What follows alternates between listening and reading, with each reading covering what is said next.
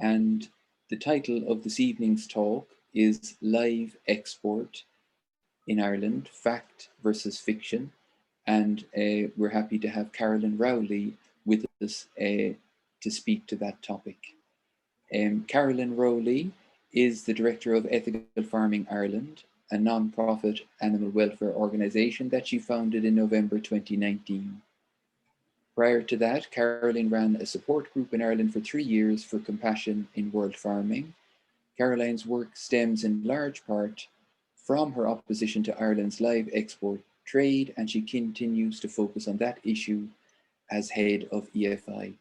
In addition to live export, EFI campaigns against inhumane farming practices that are also damaging to the environment. In their work on live export, EFI works with international groups such as Compassion in World Farming, CIWF, Eyes on Animals, Animals International, and the Animal Welfare Foundation. EFI is a growing organisation with members throughout Ireland and 4,000 followers on social media. So we're going to begin with a short presentation that will outline just a little brief introduction to Animal Rebellion Ireland and who we're about. So I'm just going to share my screen there.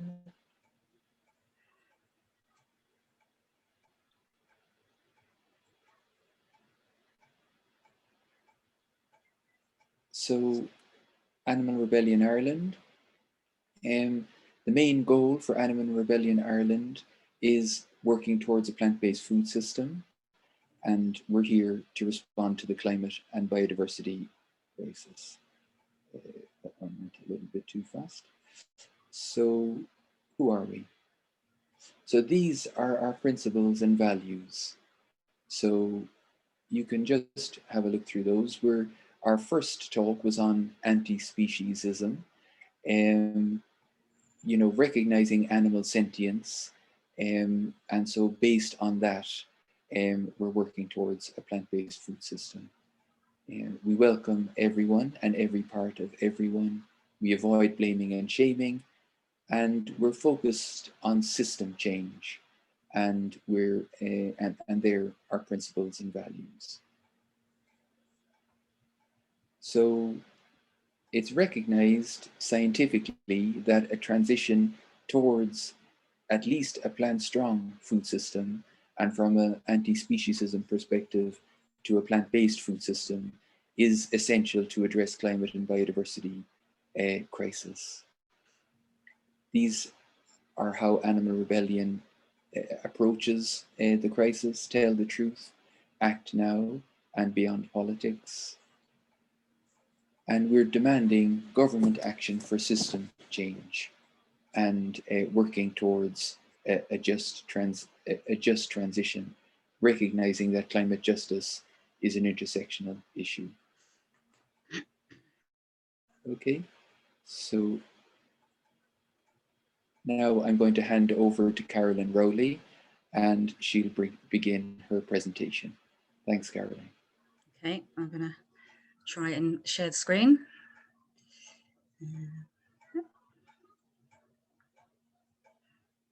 Are we recording this? We are, yeah. Okay. I forgot to say, say to everybody that we are going to be recording this, so we've started now. If you want to turn off your camera, you can do so. And also just to say, if anybody has any questions, please put them in the chat box, and then we'll go through the questions with Caroline at the end. Thanks. Okay, so thank you for organising this, and thank you for inviting me along to talk about something that is very, very close to my heart. Oops. Okay. No, that's not working. It's worked yesterday.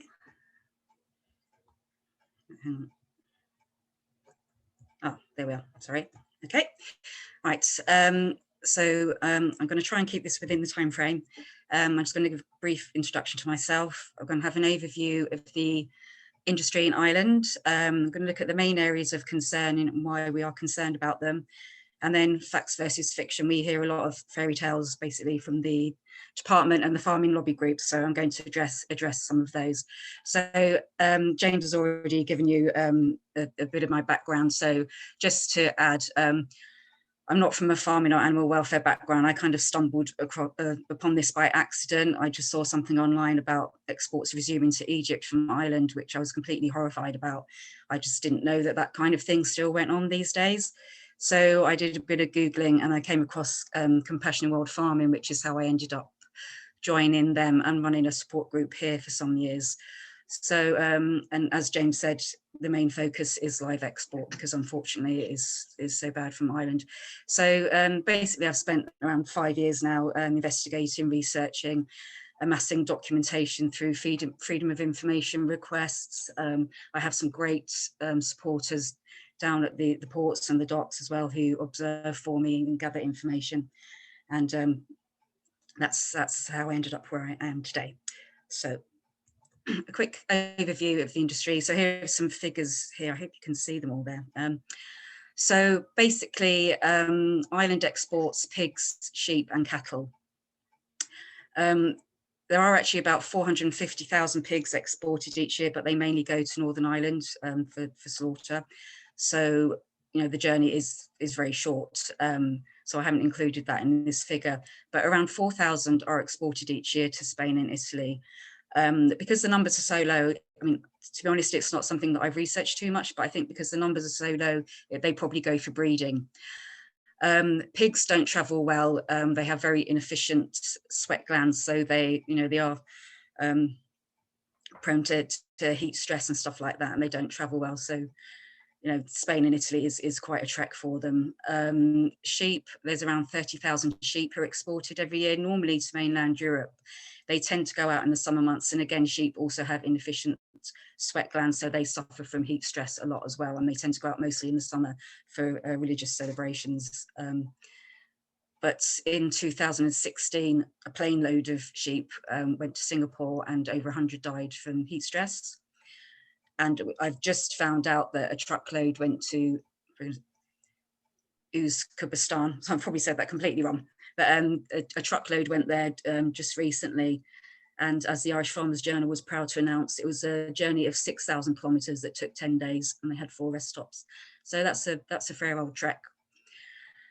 And the bulk of the cattle export that go out are unweaned calves. Last year it was 145,000 calves went to mainland Europe. That was actually a drop on the 2019 volume. That was just under 200,000. And the drop was largely because of COVID. There's been a drop in demand for veal, basically. So there was quite a big drop there. And otherwise it's been rising year on year as the dairy sector's been growing year on year. There's more and more unwanted male calves. So the calf export volumes have been going up and up. And there was an increase last year into export outside the EU. 28,000 young bulls were exported mostly to Libya, Turkey and Algeria. They mostly go by sea in these big hideous vessels. But if you can see in that chart below, there are small volumes that go to Lebanon, Morocco, Tunisia, Russia. They go by 2 different ways. They go overland, like by ferry to France. They drive down through France and Spain, get the ferry from Spain to Morocco, and then continue by road there. Or they also travel by road down to ports in Croatia or Spain, and they're unloaded from the truck and loaded onto a vessel with thousands of other cattle from who knows where, and they can continue the journey that way. And if you look at Kazakhstan there, over 1,000 cattle have been exported to Kazakhstan. That's a hell of a journey. That's around 10 days traveling overland. And they are actually heifers. They were actually pregnant heifers that have gone out for breeding. So that's an awful long journey for a pregnant cow. So those are the kinds of volumes that we're looking at and the destinations. So why are we concerned about this industry? So there's 2 main areas that are really of concern, and one of them is calf export. So the volumes are huge that go out. And these calves, they're normally between 15 and 21 days old. So they're obviously unweaned and dependent on a milk diet. And because we're obviously in Ireland, the ferry journey to France, it takes 18 hours. I'll just kind of go over the scenario of how a journey works. Now, some exporters, they buy the calves directly from the farm and they'll keep them on their premises, and then they'll get them loaded into the trucks and they'll send them off on the way. But some exporters buy them from a mart. And when that happens, so all the calves, they're taken from the farm to a mart. They're bought at the mart. There'll be a department approved assembly centre there where they stay overnight. And there's meant to be a vet there, you know, and they get fed milk and whatnot. And then the next day they'll be loaded onto the trucks and then they'll go off to Rosslare or Dublin. Now, calves, you know, at this age, they don't have a lot of body fat. Their immune systems aren't fully developed. Any kind of change is stressful for them, let alone going to a mart with all the noise and the animals, and then, you know, all the being loaded into trucks and all the. You can see they've got no headroom in that photo there. There's normally 300 calves. You know, Ireland's meant to have more space than the EU standards require, but you can still see that doesn't actually mean a lot. They still have no space at all. And because these calves are unweaned, they're obviously dependent on a milk diet. They have to be fed individually. They have to be fed. They have like a little bucket with a teat. You know, they need to suckle, so they have to be unloaded to be fed. Obviously, that can't happen when they're in a truck. Now, you know, these calves could have travelled for many hours before they've got to the port. I know from my supporters down there that they can arrive at the port maybe 4 or 5 hours before the ferry is due to leave.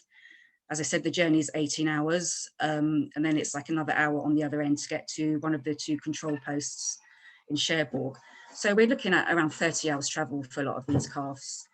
And, you know, 30 hours with no feed, they can't get fed until they're unloaded. And I don't think anyone can agree that that is acceptable to anyone. The department has claimed that, you know, a vet might travel with the animals, but that happened once last year and it happened once the year before. And the vet actually only went as far as Cherbourg. He didn't even go to the control post. So he wasn't there to see the unloading, which, you know, I don't really understand the point of him going, to be honest, if he wasn't even going to do that. And this journey is actually illegal. I'll go in more detail later, but the regulation states these calves must be fed after 19 hours, and after 19 hours they're stuck on a ferry in a truck, so they can't be fed. So the regulation is not being adhered to. So after their horrifically long journey, they get a 13-hour rest at the control post in Cherbourg. They get an extra hour than the EU regulation requires. I'm sure they're very happy about that extra hour that they get. And then after that time, they're loaded back onto the trucks and their journey continues. The bulk of them go to Spain or the Netherlands. They go to veal farms. The journey to the Netherlands in total is about 50 hours. You know, that's a hell of a journey for a 15-day-old calf. They also go to Italy or Poland. Poland's even further. And a lot, actually now, because of the drop in demand from the Netherlands, the bulk go to Spain. Most of them go to veal farms in Spain, but Spain exports huge volumes of cattle to Lebanon and Libya and countries like that. So a lot of these calves that get sent to Spain, they will be fattened and they will be exported on outside the EU when they're older. The image on the left there is a typical veal farm in the Netherlands. This was taken by Eyes on Animals. There's actually 2 different types of veal. There's white veal and rose veal. Now the calves for white veal, they're kept in these tiny barren pens. Sometimes they're in these like really narrow little cages that they can't even turn around in. The floor, they've just got bare slatted flooring. They don't have any bedding, and they're fed on a low iron milk diet to keep their flesh pale. And it's actually hideous. And they're slaughtered at around 5 months old. And then the Roseville calves have it slightly better. They do have some bedding. They go into grouped housing and they're slaughtered about 8 months old. They still never go outside. So these calves, they have a horrible journey, a horrible life and a horrible end. So then the next area that's of huge concern, and I know this deeply affects a lot of people, these exports outside the EU, particularly these sea journeys. Each of these vessels, they take about 2,000 animals. Normally it's young bulls that go out, and they do seem to be getting younger and younger. Every time I go down the dock, they seem to be getting smaller and smaller. Some of them only look about 4 or 5 months old, but it is mostly adult cattle. But there's also pregnant heifers have been sent out as well. I know in 2018, 500 pregnant heifers went to Libya. Now these animals, they come from all over Ireland. Again, they can be sold at marts, or quite often exporters will advertise in the farming journals for cattle for export. So the farmers know that they're selling their animals to an exporter. They have to be quarantined when they're going outside the EU. So different countries have different requirements, but generally they're quarantined for about 1 or 2 weeks, and they have to have certain vaccinations and wormings, whatever, depending on where they're going. So the assembly centres will be somewhere in the vicinity of whichever port they're going from. There are 3 ports that these shipments go from. So there's Cork, there's Waterford, and there's Greenock up north of Dundalk. Very few go from there, which is fortunate for me because it'd just be too far for me to travel. A lot of them go from Cork. The picture down there on the left, that's actually Kennedy Quay in Cork City. It's actually quite much in the city centre. It's quite bizarre, really, that this is going on under so many people's noses and they have no idea. So what normally happens with these shipments is we track the vessels. We know what vessels are authorised for use in Ireland, so we track them. We know when one's heading towards Ireland, and what normally happens is they'll arrive, they'll anchor offshore, and then the next day or a couple of days later they'll dock.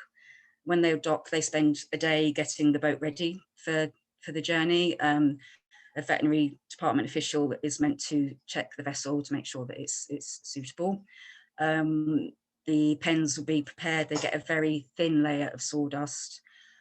They do have a lot of feed. I have to say that they do have plenty of feed. They don't run out of feed. They don't necessarily want to eat because they get seasick like we do, but the food is there.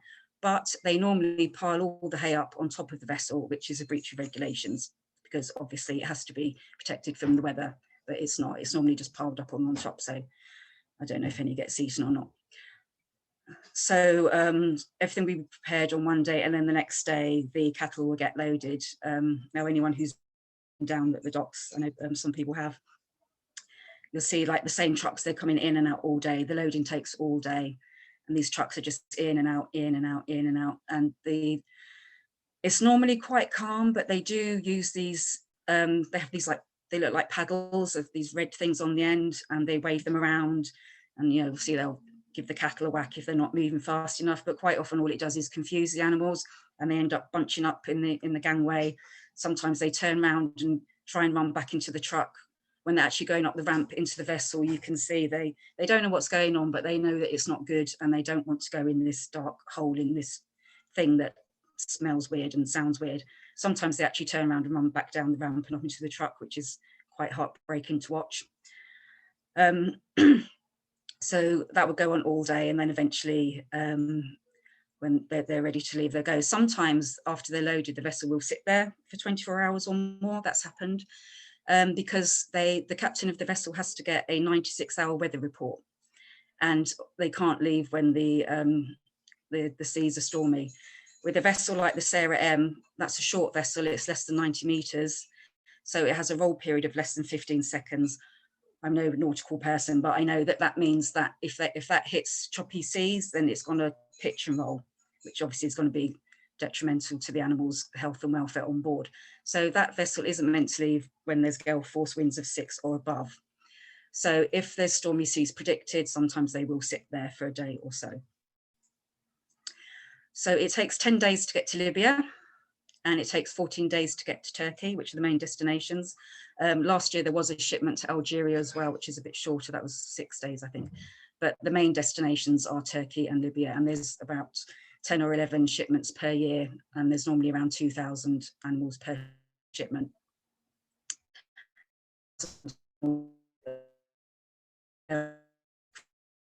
Very quickly.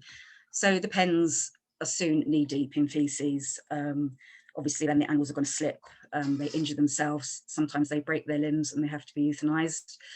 Each vessel will have a captive bolt pistol, and someone will be trained to use it basically as well, but there's no vet on board. So, so they can slip and injure themselves. The humidity is always a problem in these vessels, and as the journey goes on, the humidity will get worse, and respiratory illness is a problem, especially mixed with all the ammonia fumes from all the waste. Respiratory illness is the biggest cause of death. During one sea journey, 17 animals died. And actually the cause of death just said all young, under 150 kilos, which means they're probably only about 4 months old. Because this is the other thing as well. These guys, the crew, they're not vet trained. They do have some rudimentary training, but they're not vet trained, and English isn't their first language. So I see all kinds of causes of death, that, like tired, or just things like that, because they're not medical people. And once the animals reach the, once the vessel reaches the destination port, that's the end of the paper trail. For every journey, then there has to be, it's called a master's confidential report, and that would detail how many animals and how much food is on board and all that kind of stuff.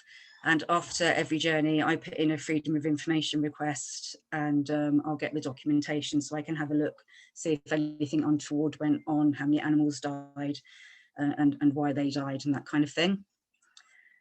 But once the animals reach the destination port, that's where the paper trail ends. The department has no idea what happens to the animals after this. They claim that there's a kind of end-to-end journey scenario, and actually the EU regulations state that they should have documentation right up until the animals reach their final destination, which is where they spend, I think it's 24 hours or more, or 48 hours or more, but that doesn't happen. I have requested that part of the journey, documentation for that under the Freedom of Information Act, and I was told I would have to go to the local authority in Libya. Okay, that's not going to work. And then after the end of all this horrendous journey and suffering that no doubt happens, they face a brutal slaughter, because these countries don't have any kind of animal welfare regulations, or get more on that in a minute.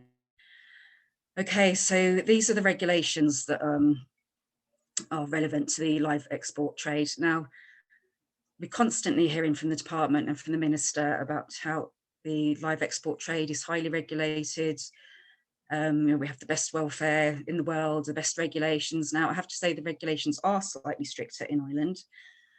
They do have better regulations than the EU regulation, but they're not enforced. So it doesn't matter. It doesn't matter how good regulations are if they're not properly enforced. And also, at the end of the day, live export's cruel. So it's just regulated cruelty. It doesn't really matter. But the main regulation on live export is regulation. It's EU regulation 1/2005 on the protection of animals during transport. It's very long. It's very complicated. It's very open to interpretation, and it's very much not fit for purpose.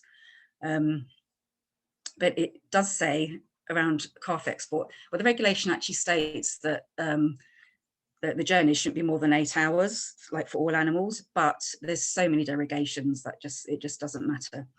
And so for unweaned calves, the regulation states quite clearly that after 9 hours of travel, the calves must be given 1 hour rest and given water and fed if necessary. The if necessary bit is arguable, but normally calves would be fed every 12 hours. Calves under 28 days have to be fed every 12 hours. That's what our own department guidelines state.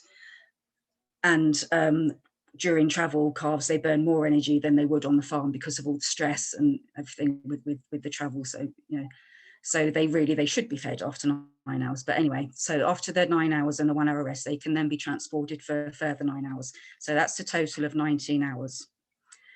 And there has been a bit of confusion around this. And there is a derogation for roll-on, roll-off ferries, which is where the trucks with the animals, they go on the ferry and the animals aren't unloaded. And I remember Minister Creed, he claimed that the ferry journey wasn't included in the travel time, which is absolutely ludicrous. So Eyes on Animals actually went to the EU Commission for clarification around this, because there was confusion. And the Commission came back and they confirmed that there are derogations regarding the journey time and the rest time, but not with regard to the feeding times. The feeding times have to be adhered to.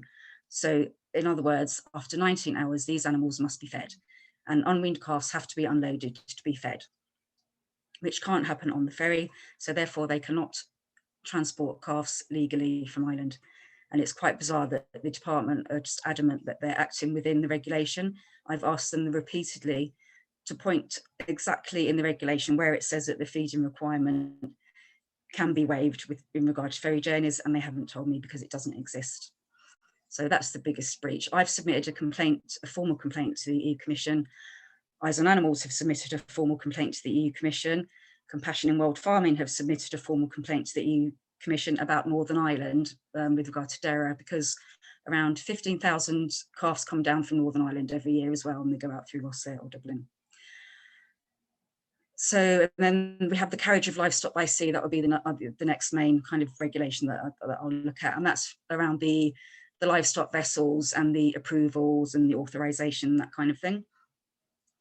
So each vessel has to be certified and approved by the department before it can be used, and there's certain criteria. And again, Ireland does have stricter criteria than the EU standards, but again, they're not followed through, so it's actually completely irrelevant.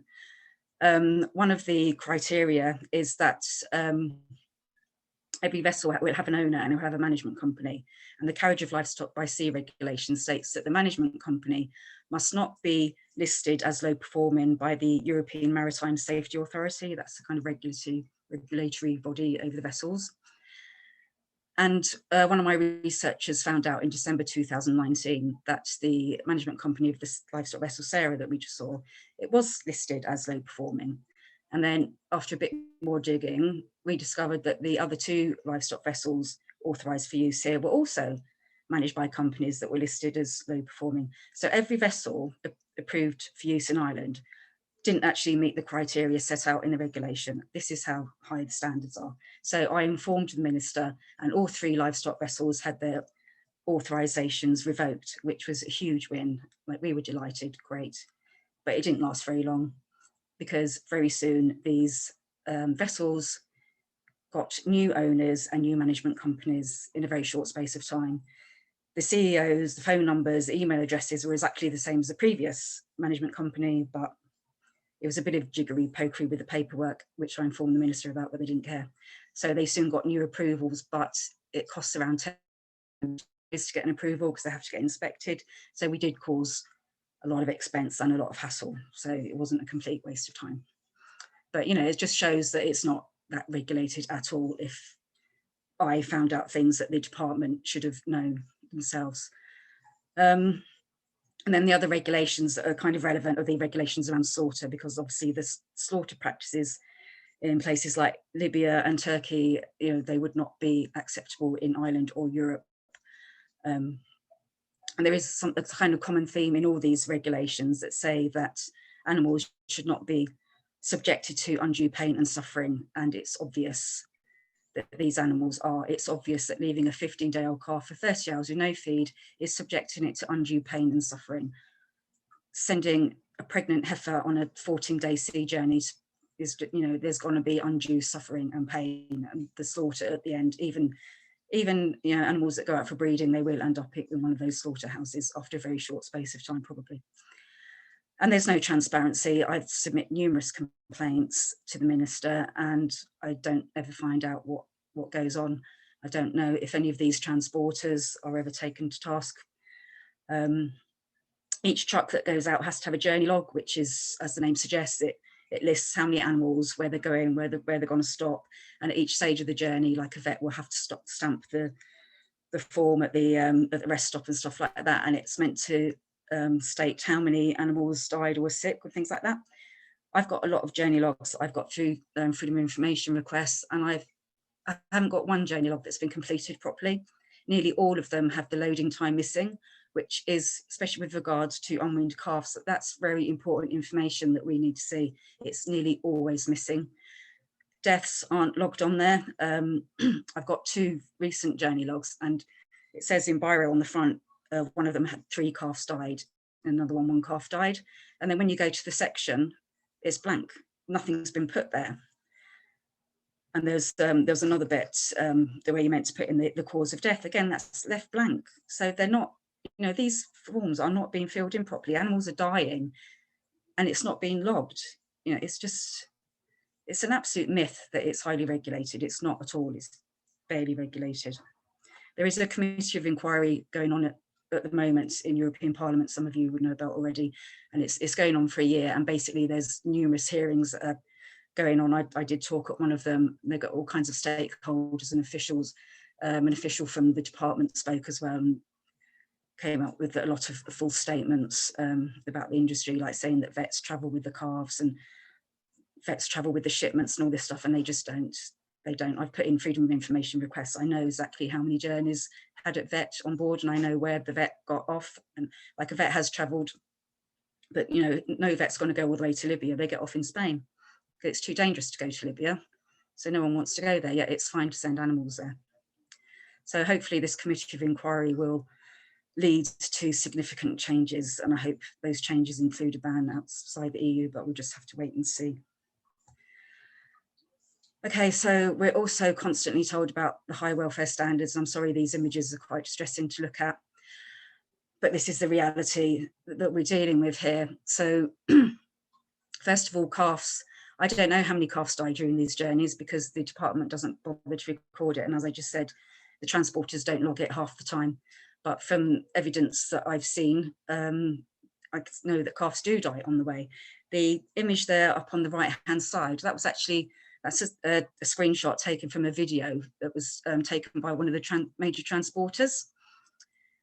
And because they've got 12, 13 hours at the control post, so you know, they get a bit bored. So this guy's got a drone with a camera on it, and he's filming away. You know, the truck drivers they're standing around smoking and waving at the camera, and you know, it's all great crack. And then all of a sudden, I saw this dark pile on the floor. I thought, what the hell's that?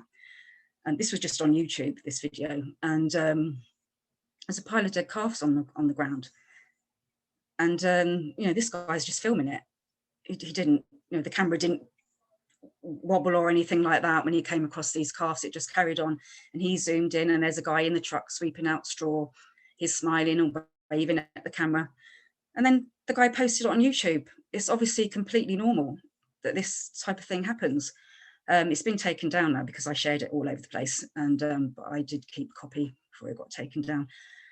And then Eyes on Animals and L214, they're a Dutch group and a French group. They've done investigations into the calf export where they've trailed, like we've kind of helped out on this end, getting registration numbers of the trucks going to France, and then they've met them in France and trailed them from the ferry to the control post. So that poor fellow on the left there, that was another calf that didn't make it. And they've done 2 investigations like this. There's 2 control posts in Cherbourg. So each time, in 2019, they put hidden cameras in one of the control posts, and in 2020, last year, they put a hidden camera in the other control post there. On both occasions, they uncovered horrific abuse. Some of you have probably seen some of the footage that came out. That image on the left there, when the trucks arrive, there's like, you've got like 2,000 calves turning up all at the same time. And they're desperately hungry, you know, they're absolutely starving. I've seen them, footage of them getting off the trucks, you know, they're really wobbly, a lot of them, they can hardly walk, but they're just so desperate for food. They're all trying to get to the feeding station at the same time, and they've only got a limited time to get their milk, and then they have to go off, and then the next lot come in to get fed. And these guys working there, they're just being completely impatient with them. You know, these are 2-week-old calves, they don't know what they're meant to be doing. And they're getting hit with sticks, they're getting stamped on. It's just absolutely horrific to watch, really is horrific. And apparently, you know, one of the workers got prosecuted, but the guy who owned the place was there. He's there in the footage with all the other workers. And it happened each time on the 2 occasions that hidden cameras were put in the place. So is that a coincidence that on the 2 occasions that cameras were put in, this hideous abuse happened? No, it's not. It must happen all the time. There's no CCTV even now at these places. So these poor calves, it's just absolutely awful. And these are high welfare standards. Where does this fit in with our animal welfare strategy? It's absolutely horrific.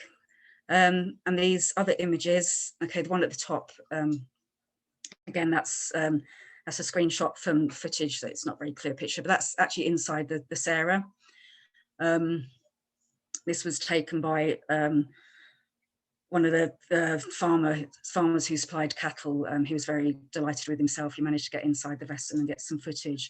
And if you watch the film, you can actually see how crowded it is inside there. You can't really tell from the photo, and this, on that journey, there were only just over 1,000 animals, so the vessel was only half full, and they barely have room to lay down. Like, they have no room in there, and they're stuck like that for 2 weeks. It's awful. And that image at the bottom there, that's from an investigation done by Animals International. And those guys they're Irish bulls that arrived in Turkey. This investigation was done in 2016.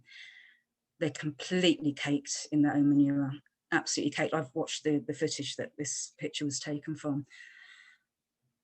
And what you can't really tell from the way you can tell, the look of bewilderment on their face. They've got no idea what's going on. All their eyes are red and sore, absolutely caked. And they're loaded into, this is like one of those open construction trucks that they get put in after they're unloaded from the vessel, that are not suitable for transporting livestock.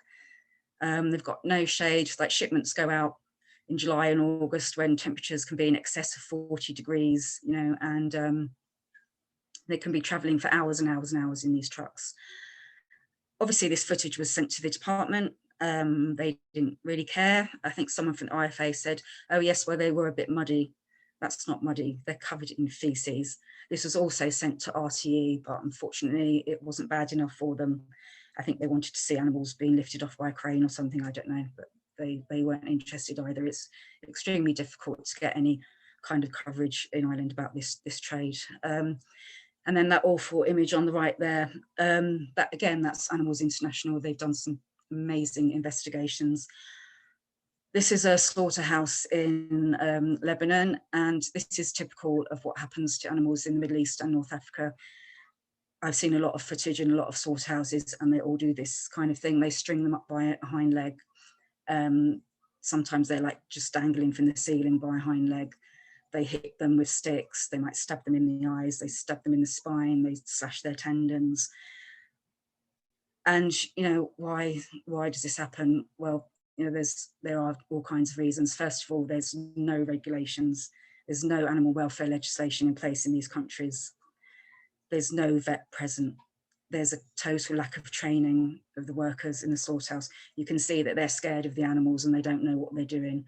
There's lack of facilities, lack of understanding around animal sentience. You know, I don't, you know, but it's just horrific, and we should not be exporting animals to countries where this is the norm. And this, at this particular facility, this investigation was done last November, October. There were Irish cattle at this slaughterhouse. There was evidence of carcasses that clearly show Irish ear tags. I've seen photos. Again, this footage was sent to the minister. I actually sent a joint letter with Compassion World Farming, Eyes on Animals, and Animals International. And this letter was purely focused around slaughter in these countries. It wasn't anything about the journey. It was just focused on slaughter. We gave them evidence of what is happening to animals in these slaughterhouses. And I got the usual copy and paste generic waffle response. They just don't want to know. They're provided with evidence and they don't want to know. Again, where does this fit in with the wonderful new animal welfare strategy? Okay, so I'm probably completely running over for time. I've no idea what the time is. So a quick look at economics and the environment. Okay, so one of the excuses we're given for live export is that it's vital to the economy, it's vital to the beef sector. Rural Ireland is going to implode if we ban live export. Actually, the live export industry is worth about 1% of the agri-food export industry. It's really not vital at all. Cattle export last year was worth 133 million. Beef export was worth 4.2 billion. And the total agri-food export was something like 14 billion. You know, it's huge. We're talking peanuts. And out of that 133 million, 93 million was exported to Northern Ireland. You know, and I'm not so concerned about Northern Ireland because it's not It's, you know, it's not a long journey. There's no sea journey involved. So if you take away that 93 million, you're left with 40 million. How's that doing anything? How, you know, 40 million, that does not justify the amount of pain and suffering that's involved in this industry. It just doesn't. This data just doesn't add up.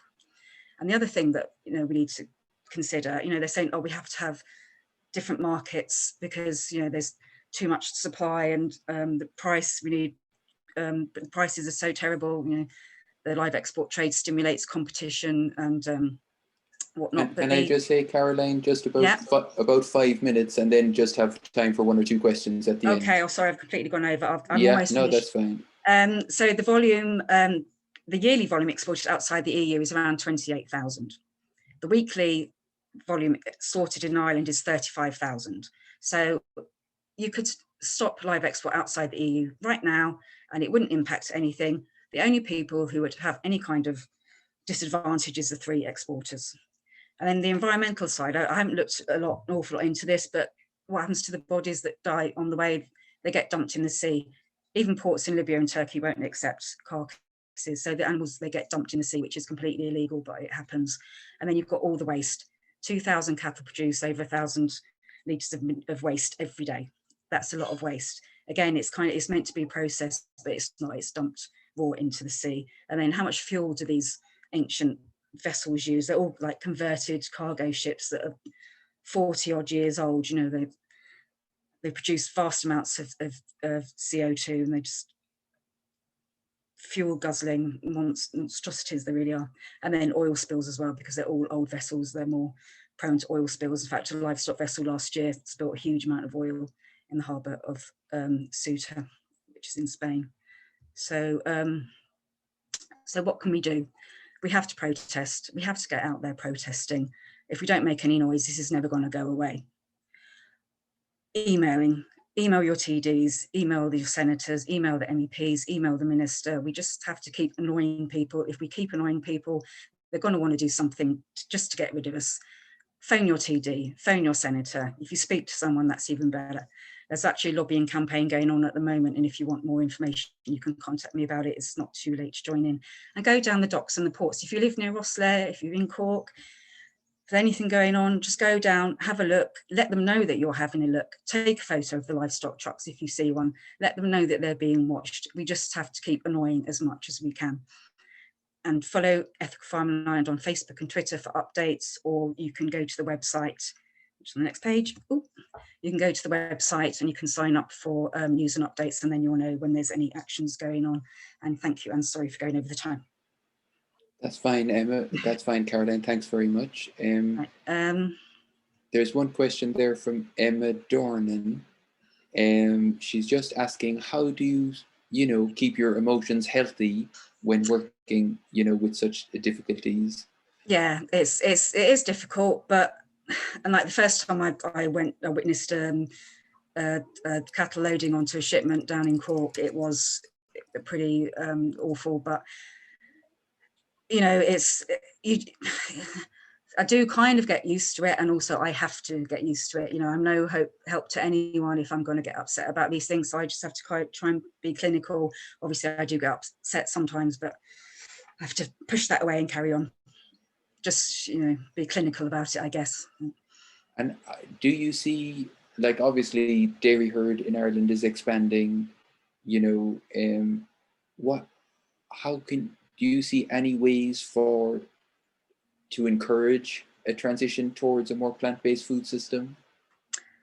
Oh goodness, that's a question. I guess carrying on doing the kinds of things that all these groups are doing and getting information out there. And the dairy industry, for all kinds of reasons, is an absolute disaster. Most of these animals, even the animals going to Libya and Turkey, I've noticed over the last couple of years, more and more of them are Frisians. They're all from the dairy sector. So that has to be, we have to cut the herd. That we have to, we do have to start reducing at least the dairy sector. I suppose, like with Ethical Farming Ireland, it's not an animal rights group, but I do try and persuade people that we have to reduce more and more, consumption of animal produce and move more, because Ireland isn't food secure either. That's the other problem. Like we own, what is it, 1% of the fruit and veg is grown here, the rest is imported. You know, that's a terrible situation to be in. And yeah, I suppose, I don't really know, just There was information. one other question about, have you planned any coordinated actions with other organisations in countries across Europe? I coordinate actually, well, I do work a lot with other groups in Europe, and we've sent a lot of joint letters, and there's been a few times when like around 35 groups, we've all joined together and sent a joint letter to the Commission, like about, this was about, we sent one about Libya and one about COVID and stuff like that. And there's every June, there's an International Live Export Awareness Day. It's on the 14th of June. And that's when organisations all around the world, they do. We used to have a big protest, obviously with the COVID restrictions, we haven't been able to last year or this year, so there's online activity going on, but that's when organisations all around the world, they will have an event on or near the same day. Okay, maybe I'll just open it up just to see if anybody wants to make any comments. I think you can unmute yourself. So everyone's shell-shocked.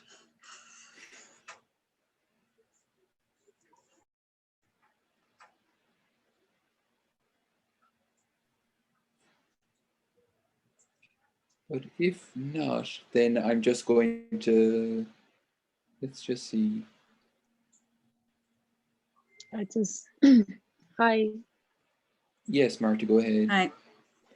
Hi, Caroline. I don't have a question, but I just wanted to thank you so much for sharing all the information that you shared today and for the incredible work that you're doing.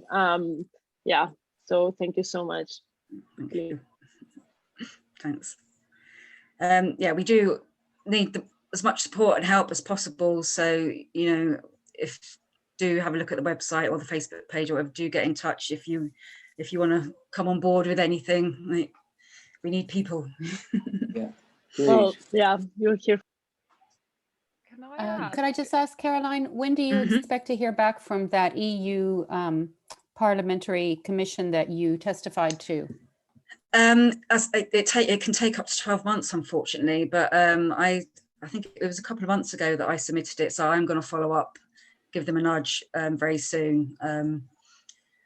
And you know, 12 months is a long time. I am also looking at taking a legal challenge against the department because of it's illegal, you know, in relation to the calf export.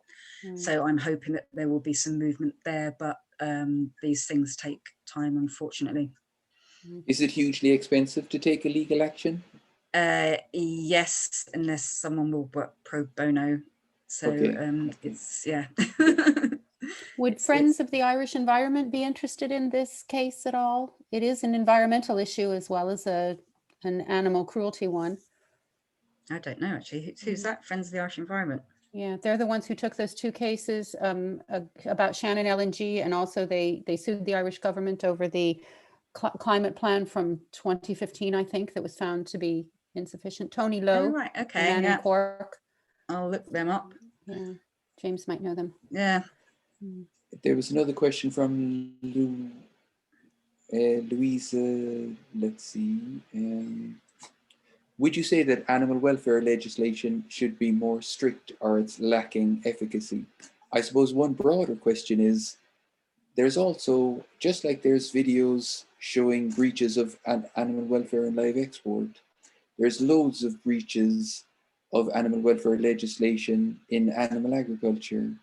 But even the laws themselves, still in Ireland, it's 120 million animals being killed, you know, and all at a very, very young age. And of course, none of those animals wish to die. Yeah. So do you think the welfare legislation is just like a smokescreen? I can see where that's coming from, but, you know, I think personally that, you know, we have to be realistic, and I think that it's going to take small steps to get where we want to be. And if there can be a small change that's going to improve the lives for, you know, there's millions of farm animals, even if it's just improves their lives, it's worth doing, you know. And I think that we can, like, animal welfare and animal rights can work in tandem together. obviously we're trying to encourage people away from animal produce, and at the same time there's changes being made that improve the welfare. And what I actually find as well is once people start looking at animal welfare, and that makes them realize that these are actually beings like we are, then people start questioning, why am I eating them? And they stop. That's what I've noticed in my experience. So I think we have to come at this from all kinds of different angles, and I think that anything that can be done that does bring improvement is worth doing.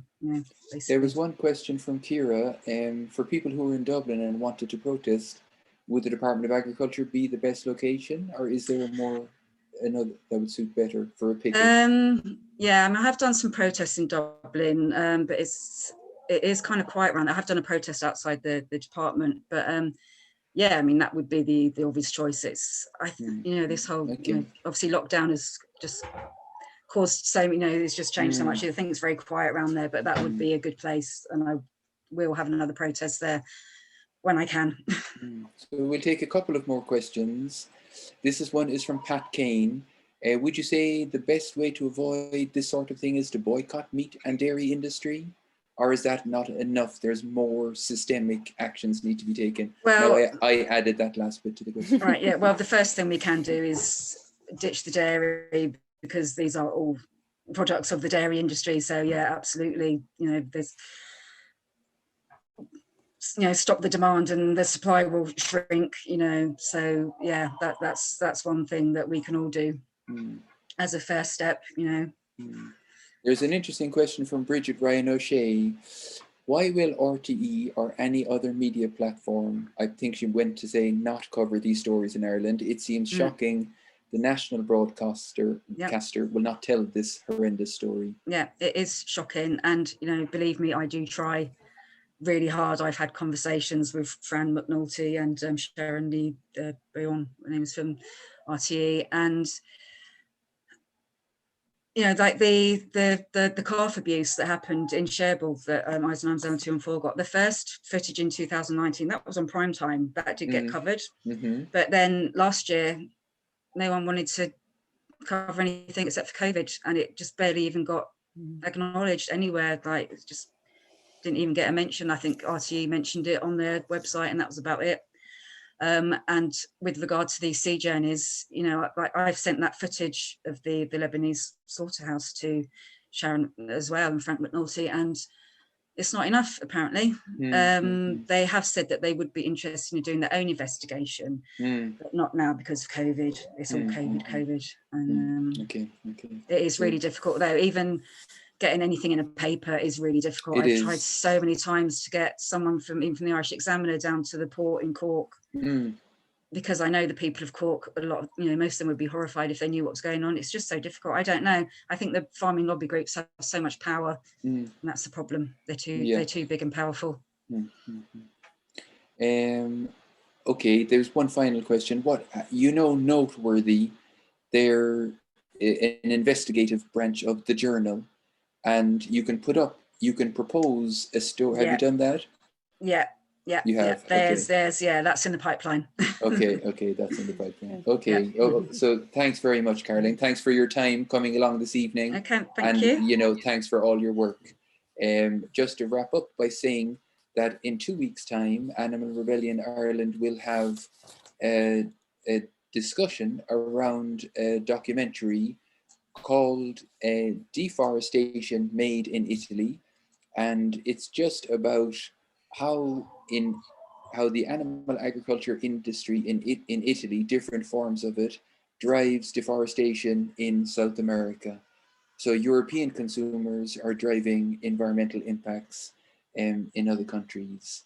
So thanks again to everyone for joining, and have a great evening. Thank you. Okay, thanks, guys.